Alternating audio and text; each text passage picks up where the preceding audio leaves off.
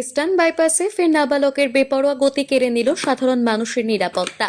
শনিবার দুপুরে শিলিগুড়ির ঠাকুরনগর এলাকায় একটি অনিয়ন্ত্রিত স্কুটির ধাক্কায় গুরুতর আহত হলেন পথচারী এক মহিলা এবং ওই নাবালক চালক।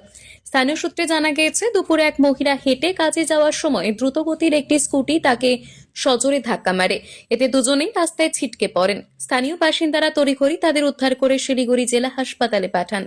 বারংবার সচেতন করা সত্ত্বেও নাবালকদের হাতে দু চাকার যান তুলে দেওয়ার প্রবণতা নিয়ে ক্ষোভ উগরে দিয়েছেন এলাকাবাসী। তাদের দাবি, অভিভাবকদের উদাসীনতার কারণে এভাবে সাধারণ মানুষের প্রাণ বিপন্ন হচ্ছে। পুলিশ ঘটনার তদন্ত শুরু করেছে।